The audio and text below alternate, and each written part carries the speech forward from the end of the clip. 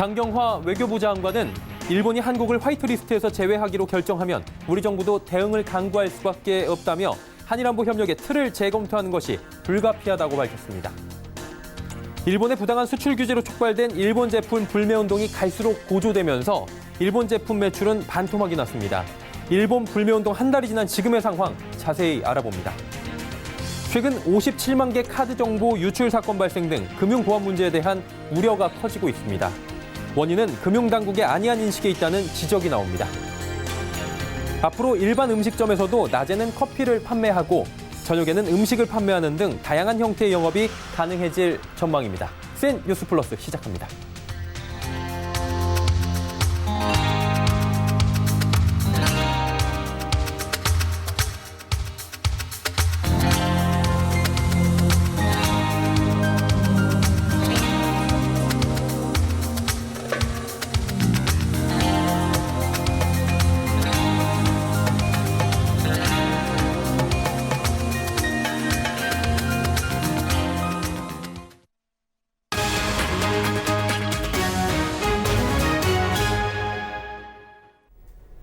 시청자 여러분 안녕하십니까? 센 뉴스 플러스 서정덕입니다.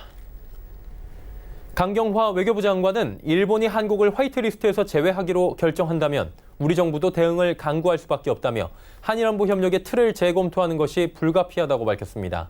강 장관은 일본 가기 화이트리스트 한국 배제 결정을 하루 앞둔 오늘 방콕에서 고노타로 일본 외무상과 외교장관 회담을 가진 뒤 화이트리스트 한국 배제 결정이 내려진다면 양국 관계에 올 엄중한 파장에 대해 분명히 얘기했다고 전했습니다. 강 장관은 특히 한일 군사정보보호협정, 지소미아 유지 여부와 관련해 내일 일본에서 화이트리스트 제외 결정이 나온다면 우리로서도 필요한 대응 조치를 강구할 수밖에 없다고 말했습니다. 그러면서 일본의 수출 규제 조치의 원인이 안보상의 이유로 취해진 것이었는데 우리도 여러 가지 한일 안보의 틀을 검토할 수밖에 없다고 이야기했다고 덧붙였습니다. 국제반도체 장비재료협회 세미가 최근 일본 수출 규제에 대해 분쟁이 확대되는 경우 국제무역 원칙에 따라 조치를 취할 것이라며 총력 대응을 예고했습니다. 마이크 루소 세미 부사장은 최근 공식 홈페이지를 통해 일본과 한국의 최근 무역 갈등에 대한 완화 촉구라는 제목의 글을 실어 이렇게 밝혔습니다. 그는 일본과 한국의 무역 담당자들에게 업계 우려를 전달했다며 분쟁이 확대될 경우 국제무역 원칙에 따라 조치를 취할 준비가 됐다고 전했습니다. 그러면서 세미는 글로벌 전자업계 공급망이 손상되지 않도록 최선을 다할 것이라고 밝혔습니다. 세미는 전 세계 2천여 개 반도체 장비와 소재, 재료 업체들로 구성된 국제산업협회로 삼성전자와 SK하이닉스, 인텔, 퀄컴은 물론 일본의 수출 규제 품목을 생산하는 기업들도 포함되어 있습니다. SM의 주식이 오늘 장중 한때 10% 넘게 하락하며 신저가를 기록했습니다. 큰 폭의 주가 하락은 SM이 KB자산운용에 보낸 주주서한 답변서 때문으로 풀이됩니다. 주주 제안을 사실상 거절했다는 평가가 나올 정도로 구체적인 실행 계획이 들어있지 않은 답변서에 투자자들이 실망감을 감추지 못한 것입니다. 이소영 기자의 보도입니다. KB자산운용은 지난 6월 라이크 기획과의 합병, 주주 배당, 적자 사업 구조조정 등의 요구사항이 담긴 주주서한을 SM에 보냈습니다. 이에 SM은 한 차례 답변서 제출을 미루며 대응책 마련에 나섰고 전날인 7월 31일 KB자산운용 측에 답변서를 전달했습니다. SM의 답변은 한마디로 사실상 거절이었습니다. KB자산운용이 요구한 3가지 제안에 대해 구체적인 실행 방안을 마련한 것이 하나도 없었기 때문입니다. 과도한 인세 의혹이 불거진 라이크 기획과의 합병 요구는 주주이익 상충 주장에 동의할 수 없다고 답했습니다. 인력 및 비용 구조가 복합적으로 얽힌 기업 경영에 대한 충분한 이해가 없는 주장이라는 겁니다. 주주 환원에 대해서는 배당이나 자사주 매입 등을 검토하겠다고는 했지만 구체적인 계획은 언급하지 않았습니다. 적자 사업 구조조정과 관련해서는 엉뚱한 답변을 내놓기도 했습니다. KB자산운용의 요구는 SM, FMB 등 적자 사업을 구조조정해 핵심 사업에 중심을 두라는 것이었습니다.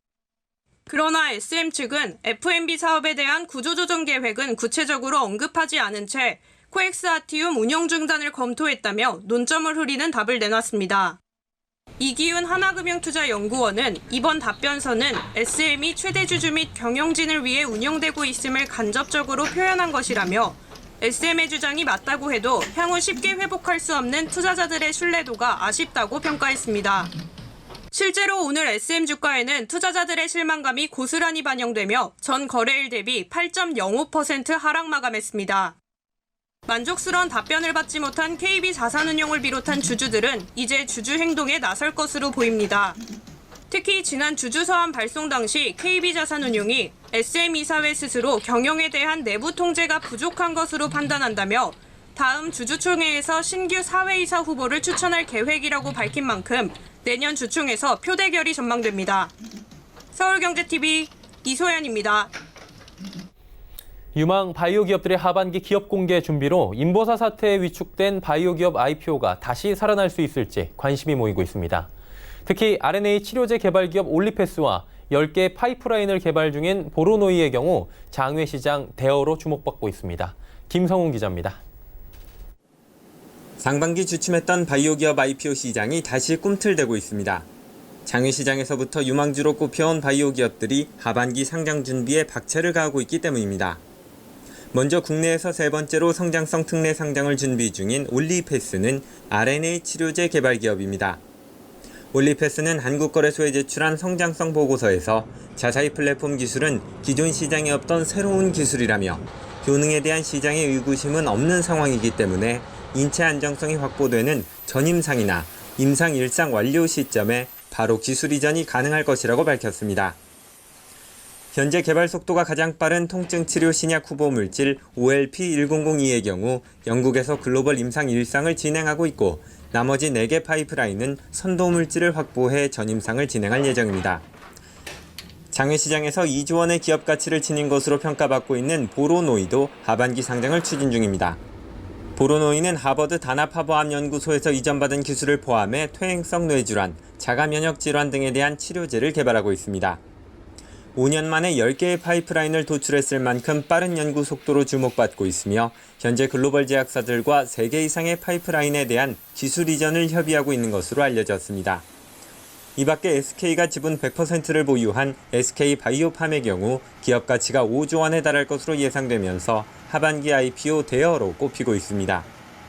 명인제약, SCM생명과학, 녹십자웰빙, 위더스제약 등도 상장 절차를 밟고 있습니다.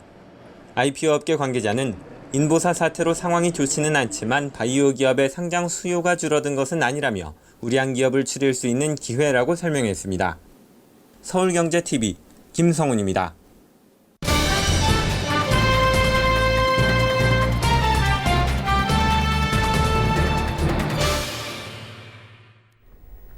일본의 부당한 수출 규제로 촉발된 일본 제품 불매 운동, 수그러들 기미가 보이질 않고 있습니다. 자발적 불매 운동 열기는 오히려 고조가 되고 있는데요. 일본 제품 매출은 반토막이 났고 관련 업체들도 초긴장 상태입니다. 자세한 소식은 경제산업부 김혜영 기자와 알아보도록 하겠습니다. 어서 오세요. 네, 안녕하세요. 네, 불매 운동이 시작된 지 한 달 정도가 됐는데 지금 상황 어떻습니까? 네, 들불처럼 번진 일본 제품의 불매 운동이 시작된 지 한 달 정도가 지났습니다. 일본의 경제 도발에 한국판 의병 운동처럼 거국적으로 펼쳐지고 있는데요. 그 기세는 꺾이지 않고 장기화되면서 지금 국민들의 소비 패턴을 변화시키고 있습니다. 반짝 운동에 그치는 용두사미식의 행보가 아니라 그야말로 장기화되고 시간이 갈수록 그 열기는 더욱더 고조되고 있는데요.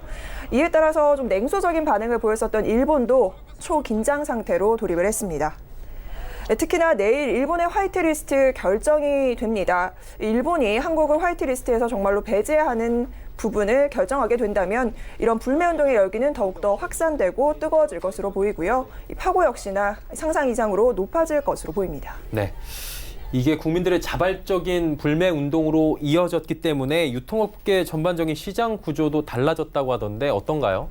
네, 사상 유례 없는 고강도 불매 운동이 이어지면서 유통업계의 판도가 흔들리고 있습니다. 일단 가장 크게 타격을 받은 건 일본산 맥주입니다. 시유에 따르면 일본산 맥주 판매가 반토막이 났습니다. 이마트에서도 한 60% 정도 매출이 빠졌다고 하고요. 특히나 이 편의점 업계에서 부동의 1위를 차지했던 맥주가 바로 일본의 아사히 맥주였는데 이 자리를 국내산 카스가 메우게 됐고요. 일본의 아사히는 7위로 툭 떨어지게 됐습니다. 이렇게 소비자들이 사지도 않을 뿐더러 이 업체들도 팔지 않겠다라고 가세하고 나섰는데요. 편의점 업계에서는 지금 수입 맥주 4캔에 10,000원 이런 행사 여러분들 가시면 많이 보셨을 텐데 일본 제품은 제외하겠다라는 방침을 지금 가지고 있습니다. 또한 추석을 앞두고 이제 추석 선물 세트 만들기에 굉장히 분주한데 롯데백화점 같은 경우에는 일본산 제품은 아예 제외하겠다 이런 방침을 전하고 있습니다. 네. 먹을거리와 마실거리 쪽에서 일단은 일본산 제품들이 크게 타격을 입었는데 여기뿐만이 분명히 아닐 겁니다. 패션, 화장품 등에도 영향을 주고 있다고 하는데 특히나 오래 갈 것이냐 이런 얘기가 나왔던 유니클로가 가장 큰 타격을 입고 있다죠. 맞습니다. 불매운동의 표적이 됐던 유니클로의 매출이 뚝뚝 떨어지고 있습니다. 네. 지금 30% 정도 급감을 했다라고 하고요. 제가 실제로 직접 매장을 방문을 좀 해봤는데 이전에는 굉장히 많은 인기를 얻던 브랜드였기 때문에 사람들이 많았었는데 지금은 소비자들의 발길이 뚝 끊겨 한산한 모습이었습니다. 여기에 대해서 택배 노조는 유니클로 제품은 아예 우리가 취급을 하지 않겠다라고 선언하기도 했었는데요. 유니클로에서는 2차례에 가까운 사과문을 내기도 했었지만 국민들의 시선은 여전히 싸늘한 상황입니다. 또한 SK2와 같은 일본산 화장품에 관한 매출도 한 20% 정도 떨어진 것으로 나타나고 있습니다. 네. 먹지 않고 마시지 않고 화장품을 또 바르지 않고 여러 가지 전방위적으로 나오고 있는데 이제 가지 않겠다고도 지금 하고 있다죠? 네, 맞습니다. 일본을 찾는 여행객이 급감을 했습니다. 제 주변에서도 예약을 취소하는 사례들이 상당히 많이 늘어나고 있는데요. 여름철 극성수기임에도 일본을 가지 않겠다라는 국민들이 상당히 많이 늘어나면서 실제로 그 파급 효과가 만만치 않게 나타나고 있습니다. 북새통을 잃었던 일본 관광지는 굉장히 한산하다라고 현지에서 이런 소식들이 전해지고 있고요. 하나투어와 모두투어 역시나 일본과 관련된 이 매출을 좀 살펴봤더니 신규 여행 상품은 70%까지 예약이 줄었습니다. 가는 사람이 없다 보니 저비용 항공사들을 시작으로 해서 양대 항공사들도 일본 운항 노선을 줄이거나 축소하고 있는데요. 지금 CG로 나가고 있는데 대한항공, 아시아나, 진에어, 티웨이 등 그야말로 운항을 크게 줄이고 있는 상황입니다. 네. 이에 더불어서 배편도 마찬가지입니다. 한국과 일본을 오가는 이 백기를 이용하는 여객선도 이 운항이 무더기 중단된 상황인데요. 이런 일본 제품에 대한 그리고 감정이 나아지지 않고 있고 여행객이라거나 항공이라거나 배편이라거나 전방위적인 그런 효과들이 나타나고 있습니다. 네. 백길까지 지금 막히고 하늘길도 막혀 있는 상황이 된 것 같습니다. 그리고 오늘 내일 당장 끝날 것 같지가 않은데 어떻습니까? 향후 전망들은 지금 업계에서 어떻게 보고 있습니까? 네, 일단은 일본이 이전과는 분위기가 상당히 달라졌다. 이 기조를 확실히 읽어야 될 것으로 보입니다. 지금 일본 제품에 대한 이 불매 운동이 범국민적으로 이루어지고 있고요. 굉장히 정교하게 이루어지고 있습니다. 한 조사 결과에 따르면 한국 국민 3명 중 2명은 현재 일본 제품 불매 운동에 참여를 하고 있다. 이렇게 나타났는데요. 과거에는 시민단체들이 주도를 조금 했다면 지금은 국민들의 열기가 굉장히 뜨겁습니다. 국민들이 자발적으로 참여를 해서 전방위적인 활동을 펼치고 있기 때문에 그 파급력은 상당한 상황이고요. 더군다나 내일 일본에서 한국을 이제 화이트리스트에서 제외하느냐 마느냐 이 결정을 하게 되는데요. 만약에 화이트리스트 배제 조치가 실제로 내려지게 된다면 그야말로 일본이 한국을 적을 지는 것과 마찬가지의 상황이 연출이 될 겁니다. 이에 따라서 아마 불매운동은 크게 격화가 될 거고요. 반일 감정도 역시나 고조가 될 것으로 보이는 그런 상황입니다. 네, 내일 8월 2일 금요일 가기에서 어떤 결정을 내리는지에 따라서 이 운동이 어떻게 될지 모르겠지만 일단은 노 재팬 운동 한 달간의 전개 과정에 대해서 이야기 나눠봤습니다. 경제산업부 김혜영 기자와 함께했습니다. 고맙습니다. 지난주에 밝혀진 57만 개 카드 정보 유출 사건, 그리고 그 범행을 저지른 해커가 시중은행 전산망에 악성 코드를 심으려다 붙잡히는 등 최근에 금융보안 문제에 대한 우려가 커지고 있는 상황입니다. 모든 사건, 사고를 다 예방하기는 힘들겠지만 금융당국이 대비할 수 있는 부분들이 있음에도 그것을 놓치고 있다는 비판이 제기되고 있습니다. 금융팀의 고현정 기자와 함께 이 이야기 좀 더 나눠보도록 하겠습니다. 고 기자 어서 오세요. 금융범죄 사건들이 요즘에 굉장히 많이 들려오고 있는 것 같아요. 네, 맞습니다. 지난주 신용카드 정보 56만 8천 건이 무더기로 유출된 USB가 발견되는가 하면 이 같은 해커가 하나은행 전산망에 악성 코드를 심으려다 입건이 됐다는 사실을 저희가 보도해드렸던 바 있는데요. 또 2014년 초에 KB국민카드, NH농협카드, 롯데카드의 고객 정보 총 1억 400만 건이 유출됐다가 시민들이 공동소송에 나섰던 게 최근에 들어서야 마무리됐다는 소식도 들려오고 있습니다. 심지어 지난 6월에는 SC제일은행 펀드 매니저가 이제 고객의 투자금 3억 7천만 원을 빼돌려서 해외로 잠적을 해버린 이제 직원에 의한 금융범죄가 발생해서 상당히 큰 충격을 안겨주고 있습니다.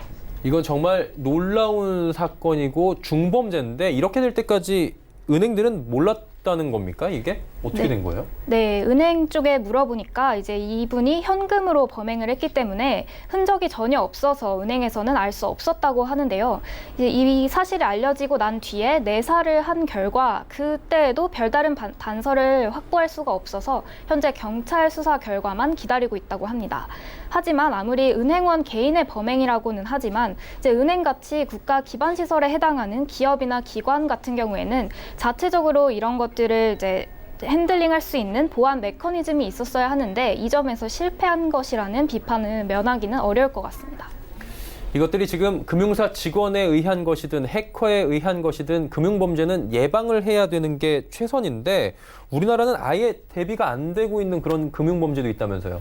네, 바로 무카드 거래에 의한 정보 유출 문제입니다. 전문 용어로는 CMP 프로드라고 하는데요. 이제 인터넷 쇼핑몰에서 회원 가입을 하지 않고 비회원으로 구매를 하는 경우에 이제 카드 번호를 다 입력하는 경우가 있습니다. 이럴 때 입력된 정보가 해킹되는 경우에 CMP 사기가 발생하게 되는데요. 전 세계 금융시장은 이 문제를 해결하는데 굉장히 총력을 기울이고 있습니다. 하지만 우리나라는 이 무카드 결제에 대해서 아예 개념 자체를 모르는 금융사 직원들이 정말 많고 이제 인터넷에 관련 정보를 찾아보려고 검색해도 나오지 않고 있습니다. 이제 글로벌 금융이라고 말로는 많이 외치고 있지만 실제 인식에 있어서는 큰 한계가 있다는 것을 여기서 발견할 수 있습니다. 네. 말씀해주신 CMP 좀 다소 낯설긴 하지만 CMP 사기도 그렇고 금융범죄도 그렇고 결국에는 고유 이 카드 번호를 도난을 당한다는 거잖아요. 이게 해결할 수 있는 방법이 없는 건가요? 놀랍게도 이걸 해결할 수 있는 그 기술은 나와 있습니다. 핀테크 기업인 센스톤 같은 경우에는 카드 번호를 매번 그때그때 바꿔주는 그런 설계 기술인 OTAC 기술을 보유하고 있는데요. 그러나 이러한 기업들은 현재 우리나라를 빼고 활동을 하고 있습니다. 왜 그런지 기업 대표의 이야기 들어보시죠. 네, 저희가 직접 서비스 모델을 만드는데도 한국에선 저희가 그 자격 요건을 갖추는데 많은 자격 조건, 자본금 규모 제한이 있는데 상대적으로 매우 낮은 거예요. 그래서 글로벌하게 저희가 레퍼런스를 만들고 시장을 키운 다음에는 한국으로 저희는 오기가 오히려 쉬울 거다라고 생각을 한 거예요. 이 기업 같은 경우에는 애플이 이번 달에 출시하겠다고 발표한 카드 번호 없는 카드, 애플 카드보다 훨씬 더 혁신적인 기술을 갖고 있음에도 한국 시장에서는 외면을 받아왔던 겁니다. 다소 이게 좀 생소한 내용이긴 한데 그러면 국내 금융사나 당국이 공감대를 형성하지 못했기 때문에 이런 건가요? 네, 지금 일단 우리나라 같은 경우에는 분실되거나 도난당한 카드로 부정 사용이 발생하면 이걸 카드사가 전부 다 보상을 해주고 있습니다. 그래서 금감원이든 카드사든 어쨌든 이 문제에 대해서는 좀 안이한 그런 자세를 취하고 있는데요. 어차피 카드사가 다 보상을 해주고 또 그럴 여력도 현재 되는데 왜 혁신을 굳이 해야 하나라는 그런 분위기가 팽배한 겁니다. 그래서 이번에 카드 정보 유출 사건이 발생했을 때도 금감원도 그렇고 카드사도 그렇고 결국 소비자에게는 아무런 피해가 발생하지 않았다는 점을 강조를 했는데요. 이제 금융사가 다 보상을 해주는 것처럼 보이기는 하지만 일단 사고가 발생하면 소비자가 불편을 겪어야 하고 또 새로 카드를 발급하는데 비용도 발생을 하게 됩니다. 그래서 이런 문제에 대해서 카드사는 당연히 리스크 비용을 책정을 할 수밖에 없는데 그렇게 되면 결국 카드 수수료 안에 이런 점이 들어가게 되니까 결국 소비자는 자기 돈으로 자기 피해를 보상하고 있는 겁니다. 결국엔 이런 사안들을 바라보고 있는 금융 당국의 그런 시각들 그리고 금융회사의 인식들 이런 것들이 진짜 혁신을 다 막고 있는 거네요. 네, 최근 들어서 핀테크 바람이 불고 있긴 하지만 이제 당장 눈에 보이는 기능을 구현하는 데 좀 초점이 맞춰져 있습니다. 그래서 이제 그런 것에 따르는 새로운 보안 개념 정립도 필요한데요. 또 이런 좀 당장 티나는 기술이 아니라고 하더라도 이제 보안 기술 쪽의 혁신 핀테크 기업을 좀 발굴하는 노력이 필요해 보입니다. 금융 분야에서 새로 이제 도입하는 그런 신규 서비스들 이런 것 안에서 어떻게 정보 보안이 이루어져야 하는지 이런 것들에 대한 기준을 제시하거나 어떤 정보 보호 기술을 적용했는지에 대해서는 명확하게 고객 입장이든 혹은 기술에 관심 있는 사람 입장이든 네. 제대로 저희가 확인할 수 있는 그런 것들이 제시되는 것을 보지는 못한 것 같아요. 커져만 가고 있는 금융보안 문제를 해결하기 위해서는 금융당국의 해안 통찰력이 필요한 시점인 것 같습니다. 금융팀의 고현정 기자와 함께했습니다. 고맙습니다.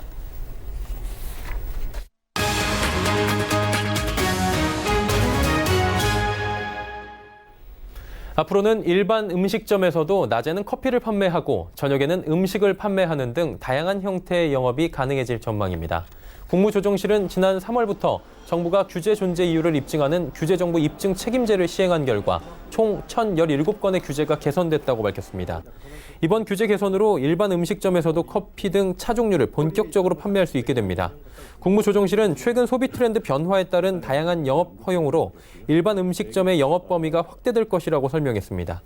이 내용을 담은 식품위생법 시행규칙은 입법 예고를 거쳐 올 하반기 중에 개정됩니다. 정부는 앞으로 규제 정부 입증 책임제를 더욱 확산해 불합리한 규제를 없앤다는 구상입니다. KB국민은행이 외식업 자영업과 중소기업의 지속성장을 지원하는 네 번째 자상한 기업이 됐습니다. 자상한 기업이란 중소기업, 벤처기업, 소상공인과 협력해 혁신성장을 지원하는 자발적 상생협력 기업으로 오늘 KB국민은행 중소벤처기업부 한국외식업중앙회와 업무협약을 체결하고 외식업 자영업자와 혁신 중소기업에 대한 금융지원을 강화하기로 했습니다. 국민은행은 외식업 자영업자들의 경쟁력 강화를 위해 신용보증재단 중앙회 특별 출연을 통해 450억 원 규모의 신규 보증 한도를 공급하고 운영 중인 소호 멘토링, 소호 컨설팅 등 비금융 지원 제도에도 나선다는 계획입니다. 또 연간 12조 원, 5년간 60조 원의 신규 기술금융을 지원하고 IP 담보대출을 포함한 동산담보대출 활성화에도 적극적으로 나서기로 했습니다. 이 외에도 KB 인베스트먼트를 통해 올해부터 5년간 매년 4천억 원, 총 2조 원 규모의 펀드를 조성해 모험자본 활성화에 나섭니다. 한편 현장에 참석한 박영선 중기부 장관과 허인 은행장, 제갈창균 한국외식업중앙회장은 KB 소호 멘토링 스쿨 멘토와 멘티들이 만든 요리를 맛보고 자영업자들의 애로사항을 청취했습니다.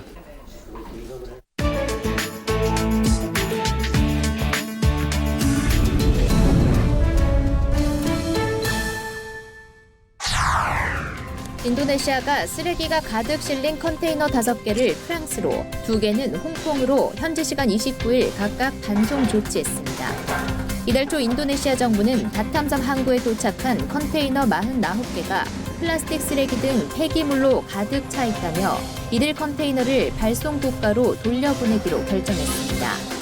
당초 이들 컨테이너에는 재활용을 위한 폐지만 들어있어야 하는데 실제로는 가정 폐기물과 전자 폐기물 등이 섞여 있던 것으로 알려졌습니다.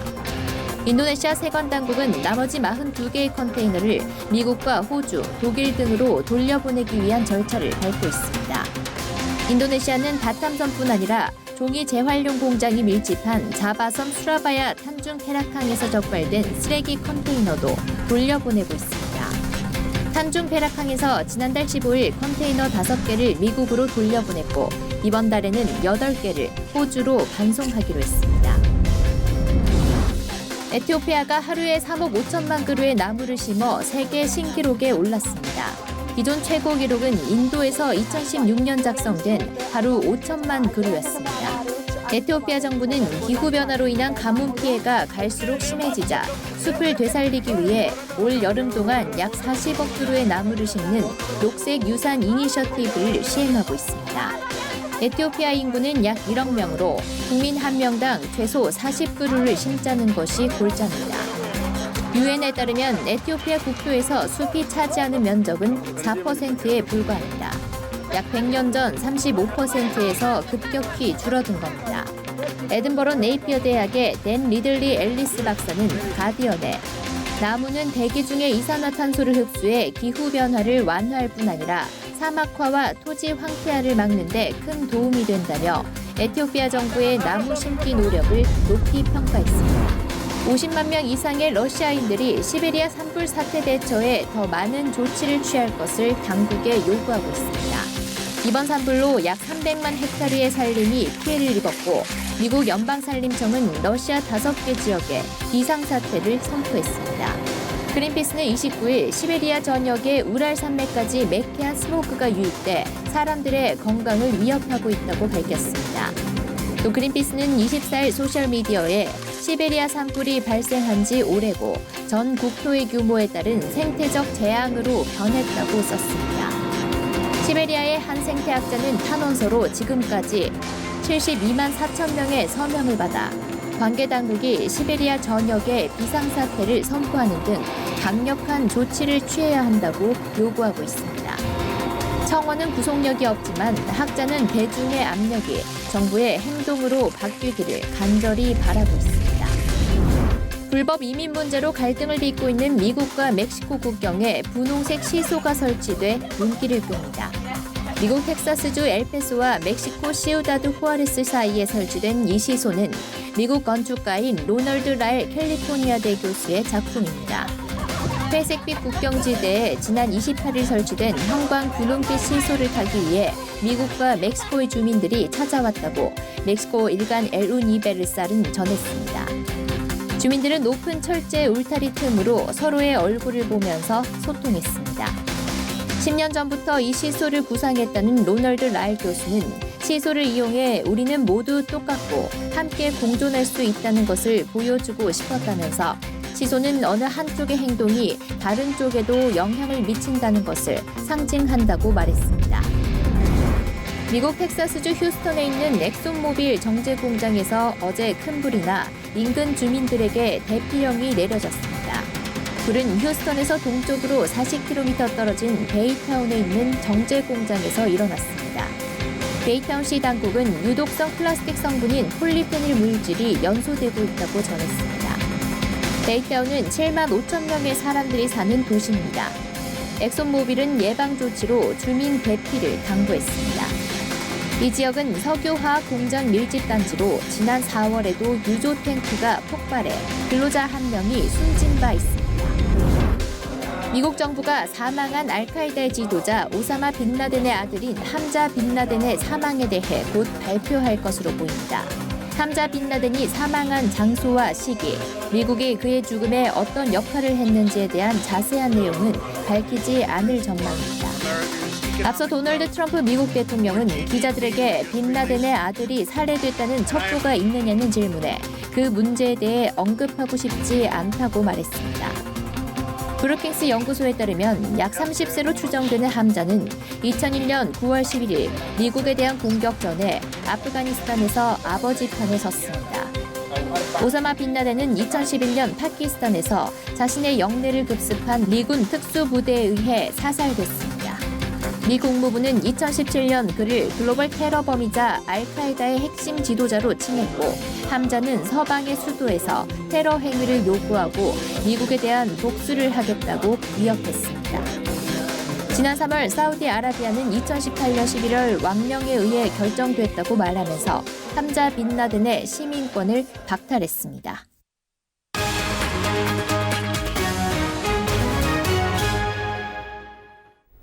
센 뉴스 플러스 마칩니다. 함께해 주신 여러분 고맙습니다.